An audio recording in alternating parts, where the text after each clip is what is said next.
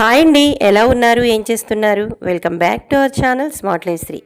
ఈ కార్తీక మాసంలోని ఆ పరమశివుని అమ్మవారి ఆశీస్సులు అందరిపై కూడా ఉండాలని మనస్ఫూర్తిగా కోరుకుంటూ ప్రతిరోజు కూడా ఒక పండగలా చేసుకునే ఈ కార్తీక మాసంలో అంటే 30 రోజులు కూడా ఏదో ఒక మంచి విశేషమైన తిథితో కూడిన పండగ అనేది మనకి ఈ కార్తీక మాసంలో వస్తూ ఉంటుంది. అలాంటి వాటిలో ముఖ్యంగా కార్తీక సోమవారాలు అనేవి చేసుకుంటూ ఉంటాం. అలాగే ఎక్కువగా అందరూ పాటించేది కార్తీక ఏకాదశి, క్షీరాబ్ది ద్వాదశి, అలాగే తర్వాత వచ్చే కార్తీక పౌర్ణమి రోజు 365 ఒత్తులు వెలిగించుకుని చక్కగా అయితే అందరూ కూడా కార్తీక మాస శోభతో ఇంటి నిండా అలాగే ఆలయాలతో దీపాలతో చాలా సందడిగా జరుపుకునే ఇలాంటి కార్తీక మాసంలో వచ్చే ఒక విశేషమైన తిథితో కూడిన పండగ అంటే ఏంటి అంటే అది మనకి క్షీరాబ్ది ద్వాదశి కదండి. ఇలాంటి క్షీరాబ్ది ద్వాదశిని అందరూ కూడా చాలా చక్కగా జరుపుకునే ఉంటారు. దీనికి ముందర ఒక వీడియోనైతే అప్లోడ్ చేశానండి నిన్న, ఏకాదశి వ్రతం అనేది ఎలా చేసుకున్నాము మా ఇంట్లో అనేది. అలాంటి ఏకాదశి తర్వాత వచ్చే క్షీరాబ్ది పూజ కోసం నేనైతే ఇలా ఏర్పాట్లు చేసుకుంటున్నాను. దీనికి సంబంధించిన వీడియోని కూడా మీతో తప్పకుండా అయితే అప్లోడ్ చేసి షేర్ చేస్తానని నిన్నటి వీడియోలో చెప్పిన విధంగానే మా ఇంటి బృందావనం ప్రతి వీడియోలో కూడా మీతో అయితే చూపిస్తూ ఉంటాను. అదేనండి మన చక్కటి చిన్ని కృష్ణయ్య, పక్కనే ఉన్న తులసి కోట అన్నీ కూడా ప్రతి వీడియోలో అయితే షేర్ చేసుకున్నట్లే.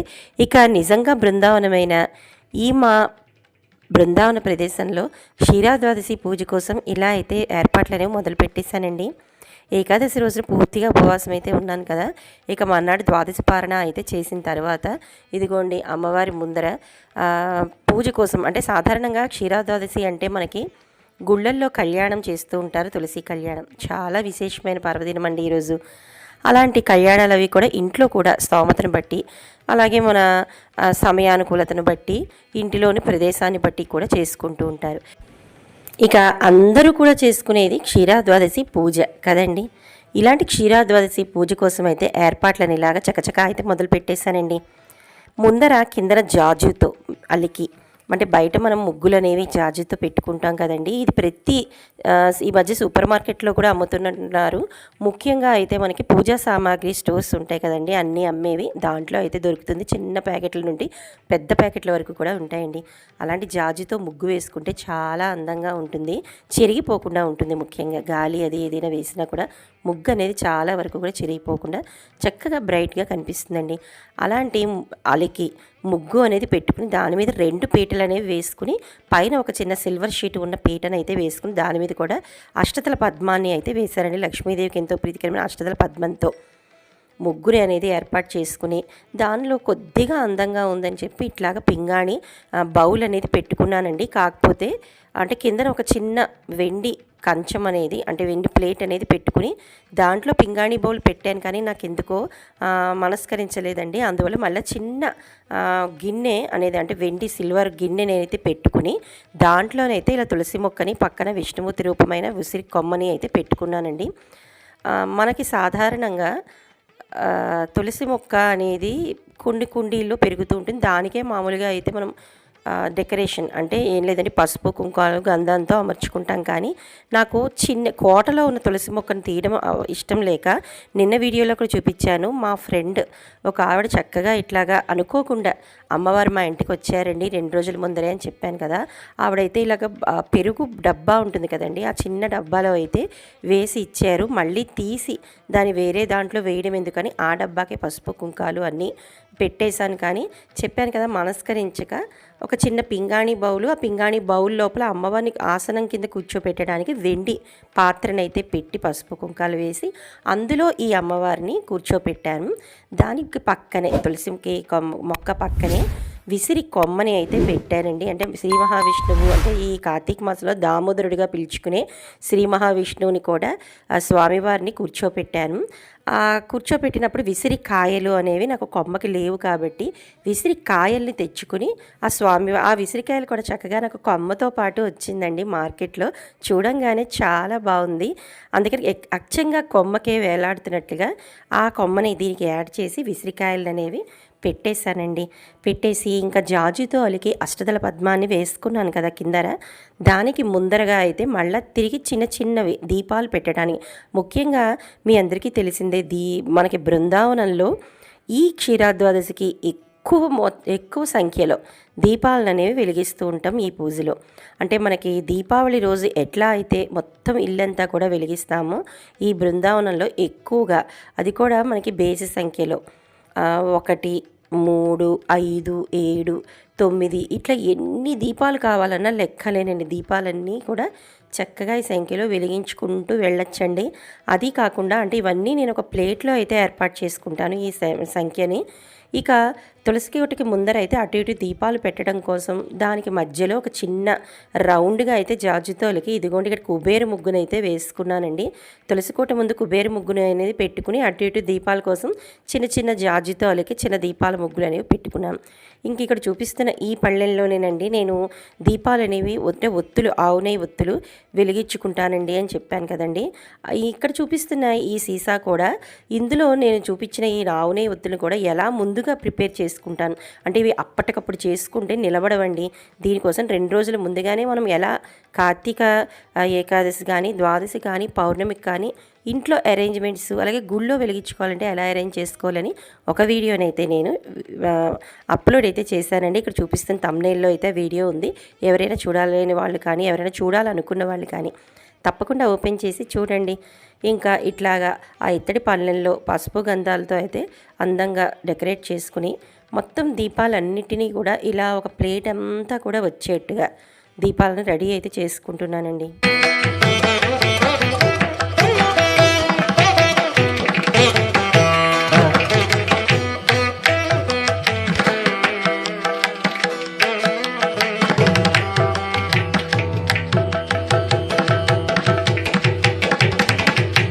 ఇలా ఆల్మోస్ట్ నేను క్షీరాబ్ద్వాదశి పూజ కోసం ఏర్పాట్లను అయితే పూర్తి చేసుకున్నాక ఇక అసలైన సమయం సంధ్యా సమయం రానే వచ్చింది. ఇక పూజ కోసం అయితే ఏర్పాటు చేసుకునే ముందరే ఎప్పుడూ కూడా మనం సంధ్యాదీపం అయితే వెలిగించుకుంటాం కదండి. అలా ఎంట్రన్స్లో కూడా 2 దీపాలని గుమ్మానికి అటు ఇటు పెట్టేశాను. ఇక నెమ్మదిగా పొద్దున్న నేను చేసుకున్న ఏర్పాట్లతో పాటు ఇక నా క్షీరాద్వాదశి పూజని ఒక్కసారి మీ అందరికీ చూపిస్తాను రండి. మరి ఇదిగోండి మా బృందావనంలోకి అయితే వచ్చేసాం. ముందుగా బృందావనంలోని కృష్ణయ్య దగ్గర ఈ దీపాలను అయితే వెలిగించాను. కానీ ఎంత పెద్ద గాలి దుమారం అనే చెప్పాలి, గాలి దుమారం కన్నా పెద్ద వర్షం, గాలితో కూడుకున్న వర్షం అండి.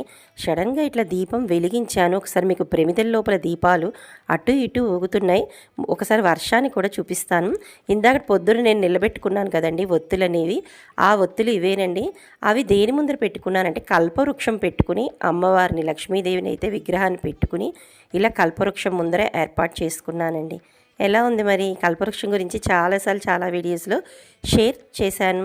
ఇక మా ఇంటి విష్ణుమూర్తి అదే దామోదర రూపంలో ఉన్న మనకి విష్ణుమూర్తి, అలాగే పక్కన తులసి అమ్మవారి ముందు ఇలా అమ్మవారికి తెల్ల పూలదండ, పక్కన స్వామివారికి తులసి అంటే చాలా ప్రాణంటండి.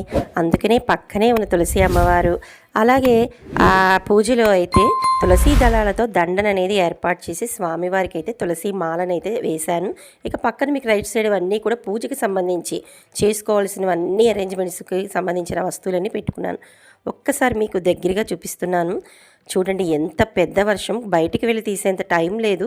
అందుకనే మాకు బాల్కనీలోంచి కనిపిస్తున్నంత వరకు మామూలు వర్షం కాదండి బాబు, ఎంత పెద్దది కొట్టింది అంటే ఎందుకో తెలియదు, సడన్గా అయితే మాత్రం స్టార్ట్ అయిపోయింది. అంటే ఇది ఒక పరీక్ష అని అనుకోవాలి అనిపించింది. దీపాలు పెట్టంగానే అన్నీ గాలికి ఊగిపోతున్నాయండి. అందులో ప్రత్యేకించి దీపావళి పండగలాగా దీపాల పండగ ఈరోజు క్షీరాద్వాదశి అంటే.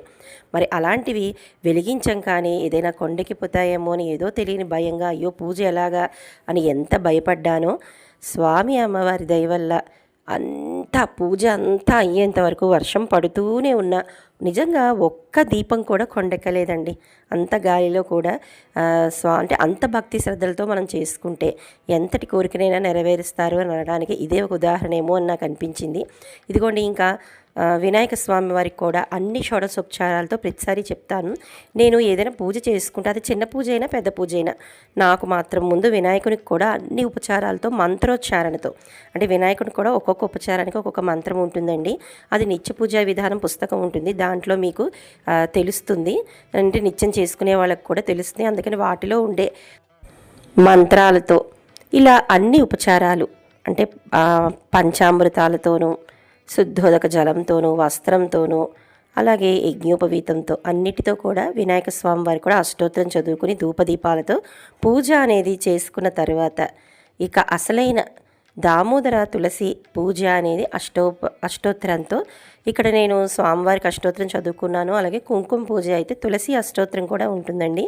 తులసి అష్టోత్తరంతో ఇలా అయితే పూజ చేసుకుని మొత్తం అన్ని దీపాలు అంటే ఉసిరి దీపాలేమో స్వామివారి ముందు, చక్కగా ఆవునే దీపాలన్నీ అమ్మవారి ముందు ఇలా అయితే డెకరేట్ చేసుకుని ధూపం దీపం నైవేద్యం అన్నీ పూజ అయ్యేంత వరకు నాకు హోరుమంటూ ఒక పక్కన వర్షం సౌండ్ వస్తూనే ఉంది. ఆరుబయట పెట్టుకున్నాను అన్న భయం లేకుండా చక్కగా అయితే మా ఇంటి అందులో మొదటి నుంచి చెప్తున్నా కదా బృందావనం అని, మా ఇంటి కృష్ణయ్య బృందావనంలో ఇలా దామోదరుడి తులసి పూజ అనేది ఈరోజు మొత్తం షోడశోపచారాలతో చక్కగా దీపకాంతుల నడుమైతే చాలా బాగా మనస్ఫూర్తిగా ఏకాగ్రతతో అయితే చేసుకున్నానండి. క్షీరాద్వాదశికి కథ కూడా ఉంటుంది. ఈ ఇయర్ అయితే నేను పోస్ట్ చేయలేదు, కానీ లాస్ట్ 2 years నుంచి నా వీడియోస్ని మీరు అబ్జర్వ్ చేస్తే ఆ వీడియోస్లో నేను క్షీరాద్వాదశికి ఎలాంటి కథ అంటే ఏం కథ చదువుకోవాలి అనేది కూడా అప్లోడ్ చేశానండి. ఎవరైనా నా పాస్ట్ అంటే ముందర వీడియోస్కి వెళ్తే అందులో క్షీరాద్వాదశి కథ కూడా ఉంటుంది. ఇక ముందు ఎవరైనా కామెంట్ చేసి కథ కావాలి అంటే మాత్రం ఖచ్చితంగా నెక్స్ట్ టైం పోస్ట్ చేయడానికి అయితే ప్రయత్నిస్తానండి. ఇదేనండి అసలైన దీపకాంతుల నడుమ ఎంత తగదగలాడిపోతూ చాలా చక్కగా అయితే దీపాలు అనేవి వెలిగాయి. చూశారు కదా, ఇలా ఉసిరి దీపాలు, అలాగే స్వామివారి ముందు పెట్టుకోవాల్సిన ఆవునే దీపాలు, ఇంకా నేను ఇందాకడ ప్లేట్లో అన్నీ అరేంజ్ చేసుకుని ఆవునేతి దీపాలు అన్నీ కూడా వెలిగించేసుకుని శాస్త్రోక్తంగా చక్కగా అయితే ఈ తులసి కళ్యాణం రోజున దామోదర తులసి పూజని అయితే క్షీరాద్వాదశి రోజు చాలా చక్కగా అయితే చేసుకున్నానండి.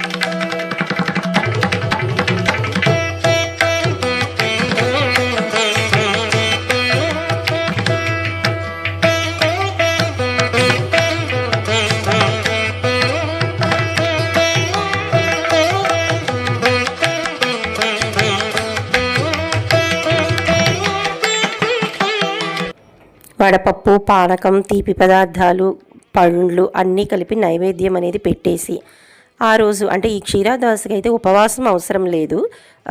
ఈ ఏకాదశికి మాత్రం ఉపవాసం ఉంటాము. మర్నాడు ద్వాదశి పారణ చేసి చక్కగా తాంబూలంతో అన్నిటితోనూ స్వామివారి పూజ అనేది తులసీదేవి పూజ అనేది ఇక్కడితో అయితే చేసుకున్నాను. మా ఇంటికి డోర్ అనేది ఉంటుంది, గ్లాస్ డోర్ రైట్ సైడు, అంటే బాల్కనీ కదా అది.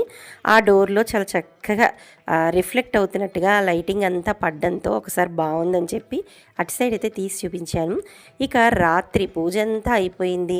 రాత్రి ఆల్మోస్ట్ 11:15 అండి. ఇది 10:45 అవుతున్నా కూడా మా ఇంటి ఇది ఇంకొక కృష్ణయ్య, మీకు తెలుసు కదా ఇంట్లో ఉండే పెద్ద కృష్ణయ్య బొమ్మ, వాటితో పాటు మొత్తం భోజనాలు, క్లీనింగు, కిచెన్ మళ్ళీ రేపొద్దున మామూలే, మళ్ళీ పిల్లలు స్కూలు బిజీ హడావిడి కదా, అన్నిటినీ కూడా అయిపోయినంత మటుకు క్లీన్ చేసేసుకున్నాను వస్తువులు.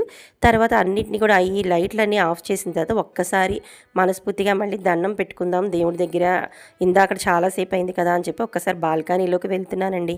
అయినా కూడా ఇంకా నాకు ఇక్కడ దీపాలు పెట్టాను కదండి, కామాక్షి దీపాలు, అలాగే ఇక్కడ పెట్టుకున్న ఒక పెద్ద దీపం ఒత్తులో చక్కగా దీపాలు అనేవి 11:11 ఇంచుమించు 11:11 కూడా దాటిపోయిందండి. 11 అయితే అవుతున్నా కూడా ఇలా దీపాలు అనేవి స్వామి అమ్మవార్ల ముందైతే వెలుగుతున్నాయి. ఎంత ఆనందంగా అనిపించిందండి. నేను చెప్పినట్లుగా నా పూజకి సార్థకత లభించింది అని అనిపించింది. మరి ఈ వీడియోని ఇక్కడితో అయితే ఎండ్ చేసేస్తున్నాను. మీకు ఈ వీడియో ఏదో ఒక టైంలో అయితే నచ్చే ఉంటుంది కదా, నచ్చితే మాత్రం అందరూ లైక్ చేయాలని, కొత్త వాళ్ళు కూడా లైక్ చేసి షేర్ చేసి పక్కనే ఉన్న సబ్స్క్రైబ్ బటన్ని ప్రెస్ చేసి బెల్ ఐకాన్ని క్లిక్ చేయండి. మళ్ళీ